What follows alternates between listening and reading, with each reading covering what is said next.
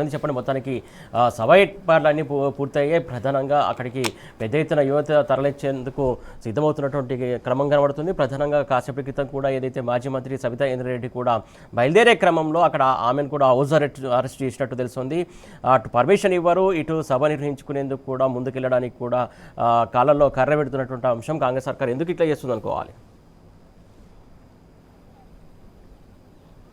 Right Suresh, ఏదైతే చూసుకుంటే నిరుద్యోగులను నిండా ముంచిన కాంగ్రెస్ ప్రభుత్వం ఏదైతే గతంలో ఎన్నికల సమయంలో కూడా నిరుద్యోగులకు యూత్ డిక్లరేషన్ అంటూ ఇచ్చి నిరుద్యోగులను కూడా తడిగుడ్డ వేసి గొంతు కోసే పరిస్థితి కూడా నేడు కాంగ్రెస్ ప్రభుత్వం చేసిందంటూ కూడా నిరుద్యోగులంతా కూడా తీవ్రంగా మండిపడుతున్నారు. అంటే గతంలో కూడా దాదాపుగా గ్రూప్ 1లో కూడా అవకతవకలు జరిగినాయి, అటు గ్రూప్ 2లో కూడా అవకతవకలు జరిగినాయి, గ్రూప్ 4లో కూడా నియామకంలో అవకతవకలు జరిగినాయి. మాకు ఎస్ఐ కానిస్టేబుల్లో కూడా ఈవెంట్స్లో కూడా మాకు అత్యధికంగా లాంగ్ జంప్ పెట్టి మేము అందరు క్వాలిఫై కాకుండా ఉన్నామంటూ కూడా నిరుద్యోగులంతా కూడా ఆవేదన వ్యక్తం చేస్తున్నారు.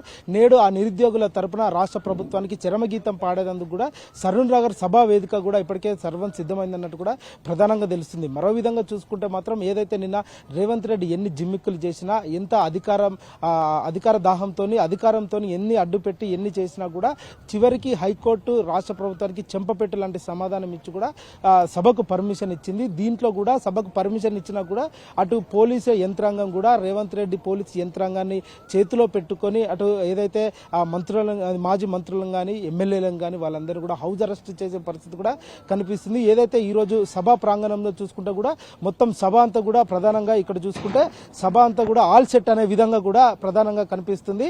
ఏదైతే ఇక్కడ ఫ్లెక్సీలు కానివ్వండి, మరి ఇక్కడ విద్యార్థులకు నిరుద్యోగులకు వచ్చే చైర్లు కానివ్వండి, అవన్నీ కూడా ఇక్కడ పూర్తిగా సిద్ధమైనట్టు కూడా ప్రధానంగా అర్థమవుతుంది. ఏదైతే దాదాపుగా ఇప్పటికే నిరుద్యోగులు కూడా జిల్లాల నుండి రాష్ట్ర వ్యాప్తంగా రాష్ట్ర నలుమూలల నుండి కూడా నిరుద్యోగులు కూడా బయలుదేరారు అన్నట్టు కూడా ప్రధానంగా తెలుస్తుంది. ప్రతి ఒక్క జిల్లా నుండి కూడా నిరుద్యోగులు కాంగ్రెస్ ప్రభుత్వానికి చరమగీతం పాడాలి, కాంగ్రెస్ ప్రభుత్వాన్ని గద్దె దించాలి, మా నిరుద్యోగులను మోసం చేసిండు, ఏడాదికి 2 లక్షల ఉద్యోగాలు ఇస్తా అంటూ కూడా మమ్మల్ని మోసం చేసి నట్టిటం ఉంచినట్టు కూడా వారు ఆవేదన వ్యక్తం చేస్తున్నారు.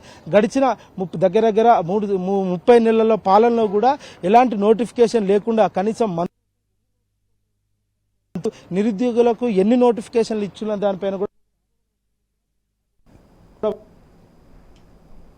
పిహెచ్డి పీజీ చదివిన విద్యార్థులకు నిరుద్యోగులకు కూడా ఎలాంటి ఉద్యోగ నోటిఫికేషన్లు లేక అటు టీ స్టాల్స్ కానీ కూరగాయల బండ్లు కానీ ఇవి పెట్టుకొని జీవనం గడిపే పరిస్థితి కనిపిస్తుంది. అంటే రేవంత్ రెడ్డి ప్రభుత్వం మాకు నోటిఫికేషన్ ఇస్తే మేము ఎందుకు చదువుకోము, రేవంత్ రెడ్డి ప్రతిసారి నిరుద్యోగులను పదే రెచ్చగొట్టే విధంగా కూడా చేస్తున్నాడు. అందుకనే ఇంత ఆవేదన వ్యక్తం చేసి మేము యువ సంగ్రామ సభకు సరూర్ నగర్లో జరిగే యువ సంగ్రామ సదస్సుకు మేము హాజరవుతామన్నట్టు కూడా పొద్దున్న నుండి కూడా యువత అంతా కూడా ఇక్కడికి బయలుదేరారు. అటు అశోక్ నగర్ నుండి కానీ, అటు చిక్కడపల్లి నుండి కానీ, అటు దిల్సుఖ్ నగర్ నుండి కానీ, ప్రతి ఒక్క ప్రాంతాల నుండి జిల్లాల నుండి కానీ ప్రతి ఒక్క నిరుద్యోగి కూడా సరూర్ నగర్ ప్రాంతానికి వచ్చి కాంగ్రెస్ ప్రభుత్వానికి చరమగీతం పాడాలి. కాంగ్రెస్ ప్రభుత్వం చేస్తున్న అరాచకాలు, అటు విద్యార్థులకు ఫీజు రియంబర్స్మెంట్ ఇంతవరకు లేదు, కానీ కేవలం ప్రగల్భాలు పలుకుతుంది అంటూ కూడా వాళ్ళు ఆవేదన చేస్తున్నారు.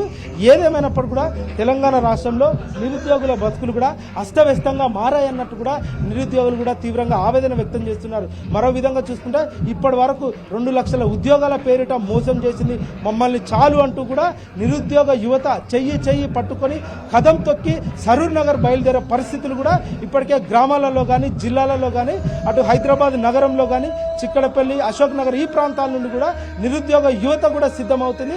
దాదాపుగా జన సంద్రోహంతో అంటే నిరుద్యోగ యువత సంద్రోహంతో ఈ కాంగ్రెస్ ప్రభుత్వాన్ని చరమగీతం పాడి గద్దె దింపాలా. ఏదైతే సరూర్ నగర్లో గతంలో పెట్టిన సభ ప్రకారం కదా, దాని పరంగా నిరుద్యోగులకు నోటిఫికేషన్ ఇస్తాము, నిరుద్యోగులకు ఏడాదికి 2 లక్షల ఉద్యోగాలు పూర్తి చేస్తాము, యూత్ డిక్లరేషన్ ఇస్తాము అనేక మాటలు కూడా చెప్పింది.